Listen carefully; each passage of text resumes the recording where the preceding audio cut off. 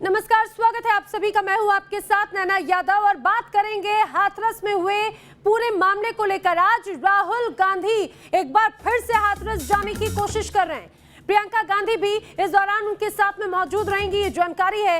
दरअसल पीड़ित परिवार से कांग्रेस लगातार मिलने की कोशिश कर रही है। राहुल मिलने की आज कोशिश करेंगे और इसके पहले राहुल गांधी ने यह भी कहा है कि मुझे हाथरस जाने से कोई नहीं रोक सकता, कोई भी मुझे हाथरस जाने से नहीं रोक सकता।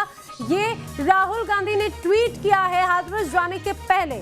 हाथरस में आपको बता दें, पुलिस ने पहरा और भी ज्यादा बढ़ा दिया है, सुरक्षा बलों की तैनाती बढ़ा दी गई है। हालांकि हाथरस में पहले मीडिया को जिस तरह से वहां पर भी पाबंदी थी, लेकिन मीडिया को भी अब जाने की इजाजत दे दी गई है। और उसके बाद में जो पीड़ित परिवार की तरफ से जो खुलासे किए गए वो चौंकाने वाले थे। लगातार पुलिस प्रशासन पर लगातार पीड़ित परिवार आरोप लगा रहा है और कई तरह के खुलासे भी किए गए हैं। लेकिन सवाल ये कि सिर्फ हाथरस ही एक मामला नहीं है, चाहे बात उत्तर प्रदेश के बलरामपुर की हो, चाहे बात हाथरस मामले की हो या फिर राजस्थान के बारां की। जिस तरह से दिल दहला देने वाली वारदातें जो सामने आई वो सोचने पर मजबूर करती हैं, वो हैरान करती हैं, वो पुलिस पर, सरकार पर सवाल खड़े करती हैं, साथ ही साथ राजनीति कर रहे लोगों पर भी सवाल खड़े करती हैं। क्योंकि जिस तरह से हाथरस में जो भी कुछ हुआ उसको लेकर जो बवाल देखने को मिला, हल्ला देखने को मिला, प्रदर्शन देखने को मिले, उस तरह की चुप्पी बलरामपुर हो या राजस्थान के बारां की हो, वहां पर चुप्पी आखिर क्यों? सवाल ये कि आखिर बेटियों के इंसाफ के लिए कब तक इस तरह से राजनीतिक रोटियां सेकते रहेंगे ये राजनेता? हालांकि आपको बता दें, अभी तक अगर इस पूरे मामले की बात की जाए, खास तौर से अगर उत्तर प्रदेश की, तो मुख्यमंत्री योगी आदित्यनाथ लगातार इस पूरे मामले पर कार्रवाई कर रहे हैं। पुलिसकर्मियों को सस्पेंड किया गया है। वहीं दूसरी तरफ परिवार, पीड़ित परिवार अभी भी इंसाफ के इंतजार में है। वहीं दूसरी तरफ आज एक बार फिर से राहुल गांधी और प्रियंका गांधी हाथरस के लिए जाने वाले हैं, लेकिन इसके पहले बड़ी सुरक्षा व्यवस्था की गई है। इसके पहले आपको याद होगा जब राहुल गांधी हाथरस जा रहे थे तो इस दौरान किस तरह का हंगामा हुआ, राहुल गांधी को रोका गया था और उसके बाद से एक अलग तरह से विरोध प्रदर्शन की तस्वीर देखने को मिली। लेकिन अब तस्वीर थोड़ी बदल रही है, खासतौर से हाथरस में जिस तरह से मीडिया पर भी पाबंदी लगाने की कोशिश, मीडिया पर भी पहरा प्रशासन की तरफ से लगाया जा रहा था। आज पुलिस ने भी मीडिया को भी एंट्री की इजाजत दे दी है। आज एक बार फिर से हाथरस जाने वाले राहुल गांधी, इसके पहले उन्होंने ट्वीट किया कि दुनिया की कोई भी ताकत मुझे हाथरस के इस दुखी परिवार से मिलकर उनका दर्द बांटने से नहीं रोक सकती। वहीं प्रियंका गांधी ने भी कुछ इसी तरह से ट्वीट किया और जिस तरह से अभी कहा जाए कि एक अलग तस्वीर भी नजर आती है, राजनीति होती हुई नजर आती है। हाथरस पर शोर है, लेकिन वही बात अगर राजस्थान की अगर बात होती है तो राजस्थान के बारां में जो दो बहनों के साथ में हुआ उस पर आखिर कांग्रेस की चुप्पी क्यों? सीधे रुक करेंगे हाथरस का। हमारे सहयोगी राहुल डबास हमारे साथ में जुड़ रहे हैं। राहुल, काफी कुछ डेवलपमेंट्स हो रहे हैं। पहले जिस तरह से मीडिया पर भी पहरा था, लेकिन अब मीडिया को भी एंट्री दे दी गई है। वहीं दूसरी तरफ आज राहुल गांधी एक बार फिर से हाथरस पहुंचने की कोशिश करेंगे। आप पीड़ित परिवार के साथ में मौजूद हैं, जरा कोशिश कीजिए वहां की तस्वीर, उनका दर्द दिखाने की।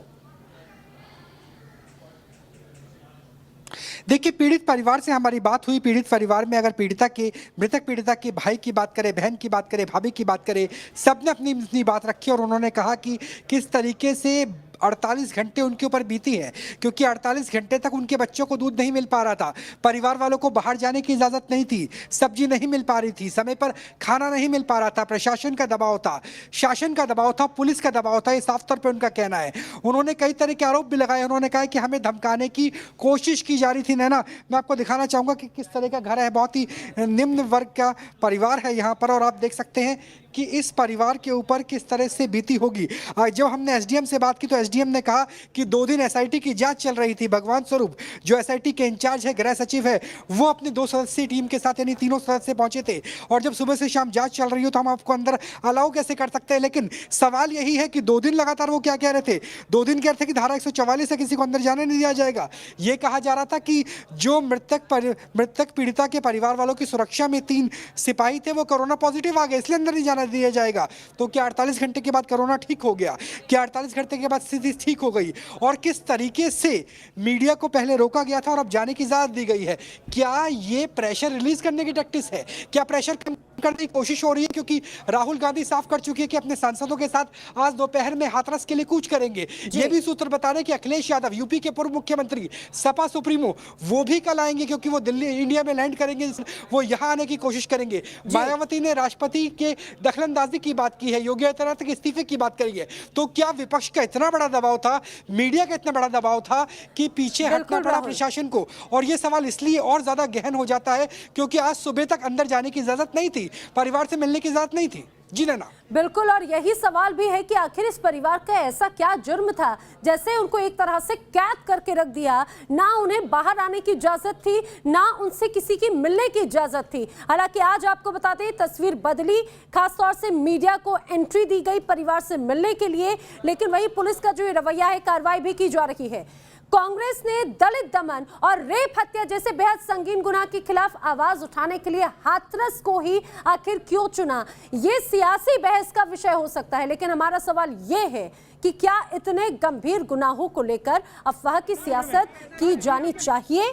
हम ये सवाल इसीलिए उठा रहे हैं क्योंकि हाथरस से लेकर चाहे बलरामपुर हो या फिर बलरामपुर में तो दो ऐसी दर्दनाक घटनाएं हुई जिसकी आड़ लेकर देश विरोधी मानसिकता के लोगों ने खूब अफवाहें भी उड़ाई। और अब हम आपको दिखाएंगे अफवाहों का आखिर क्या सच है। लेकिन सवाल यही कि आखिर इस तरह से राजनीति क्यों? आपको बता दें अब से कुछ देर के बाद में आज कांग्रेस की तरफ से एक बार फिर से राहुल गांधी हाथरस जाने वाले हैं पीड़ित परिवार से मिलने के लिए। पहले एक रिपोर्ट देखिए।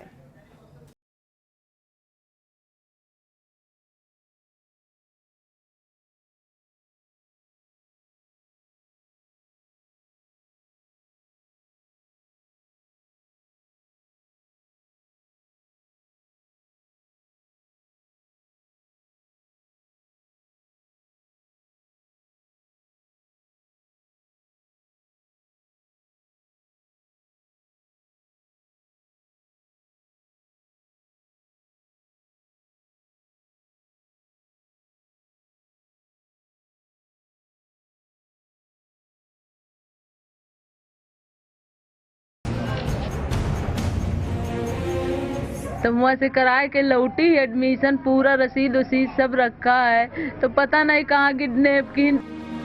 22 साल की पीड़िता नौकरी भी करती थी और दाखिले के लिए कॉलेज गई थी। सुबह की निकली लड़की जब शाम को घर आई, उसकी हालत बेहद खराब थी। 6 बजे आई तो रिक्शा वाला बैठा के लाया उसको, लथपथ थी, मतलब वो बैठ नहीं सकती थी। उसको मैंने गोद में उठाया, कमरे में ले जाकर सुलाया। उन्होंने बताया पापा मैं मर जाऊंगी। घर वाले आनन फानन में लड़की को दिखाने बलरामपुर के लिए निकल पड़े, लेकिन रास्ते में ही बिटिया ने दम तोड़ दिया। बलरामपुर के गैंसड़ी इलाके में हुई इस वारदात की हकीकत की पड़ताल करने न्यूज नेशन ग्राउंड जीरो पर पहुंचा। न्यूज नेशन की टीम ने पीड़ित परिवार के लोगों से बात की, मृतका लड़की के माता पिता से बात की, उनके भाई से बात की, वारदात से जुड़ी हर जगह का मुआयना किया, उस कॉलेज में पड़ताल की, उस घर तक पहुंचा जहां लड़की से हैवानियत हुई थी।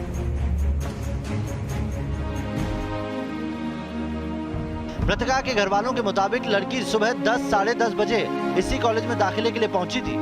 यहाँ पर आई थी और उन्होंने एडमिशन लिया था। तो ये पूरी प्रक्रिया पूरी करने में कितना बच गया होगा? कुछ आइडिया है कि स्कूल के बजे खुलता है और ये एडमिशन की प्रक्रिया? हमारा 10 बजे से खुल जाता है। ठीक है जी। 10 बजे से, यानी कि 12 किलोमीटर उनका घर दूर है, तो यहाँ पहुँचने में उनको कम से कम 1 घंटा लगा होगा और 1 आध घंटा यहाँ बाकी प्रोसीजर में लगा होगा।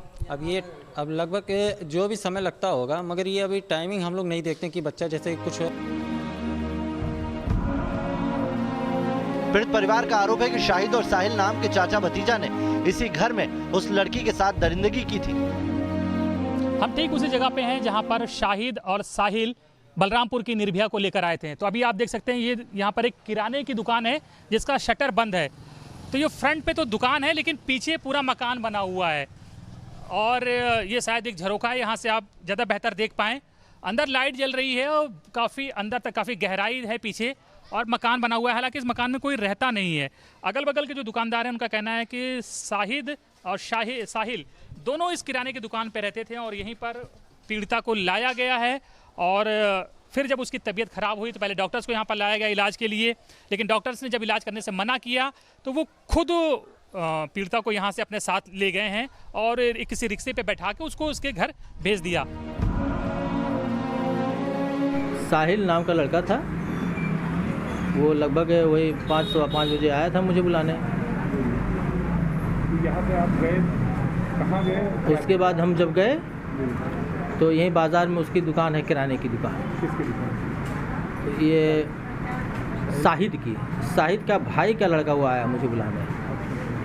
तो जब मैं वहाँ पहुँचा साहिल लड़के के साथ, जो उसका भतीजा है, तो साहिद वहाँ पे मौजूद था अपनी दुकान पे। तो कहा डॉक्टर साहब जो है चलिए, और एक मरीज़ हमारे घर में देख लीजिए। जब वो यहाँ आया तो कहा हमारे घर की मरीज़ है। जब इस डॉक्टर ने गंभीर रूप से जख्मी लड़की का इलाज करने से मना कर दिया तो आरोप है कि दरिंदों ने रिक्शे पर बैठाकर लड़की को घर भेज दिया। इधर से ले गए थे? हाँ, अच्छा ये रास्ता ही, यहाँ से पीड़िता को ले गए थे। रिक्शा यहीं बुलाया गया था? सर मेरे यहाँ मेरे पिताजी का कुछ मतलब मृत्यु हो गई थी उनकी। पिताजी का हाँ, कार्यक्रम चल रहा है। तो उसके उसी संदर्भ में जो मैं अपना कुछ बाहर था, रात को करीब मैं 11 बजे के आसपास आया तो मुझे पता चला कि यहाँ से जो है इस रास्ते से लेकर आए हैं और यहाँ पे एक रिक्शा आया था। इस पूरी वारदात में डॉक्टर के बयान के बाद दोनों आरोपियों को पुलिस ने गिरफ्तार कर लिया है। बलरामपुर की घटना भी हाथरस की तरह ही बेहद संवेदनशील है, लेकिन सवाल उस असंवेदनशील सियासत से भी है जो ऐसे संगीन गुनाहों की आड़ में अफवाह के जरिए अपनी सियासत चमकाना चाहती है। इसकी मिसाल के तौर पर आप ये ट्वीट देखिए। बलरामपुर की घटना बेहद विभत्स है और दरिंदों को उसकी सजा मिलनी चाहिए, लेकिन ऐसी दर्दनाक घटना झूठ की सियासत अफसोसनाक है, क्योंकि पुलिस का दावा है कि लड़की के हाथ पांव तोड़े नहीं गए थे।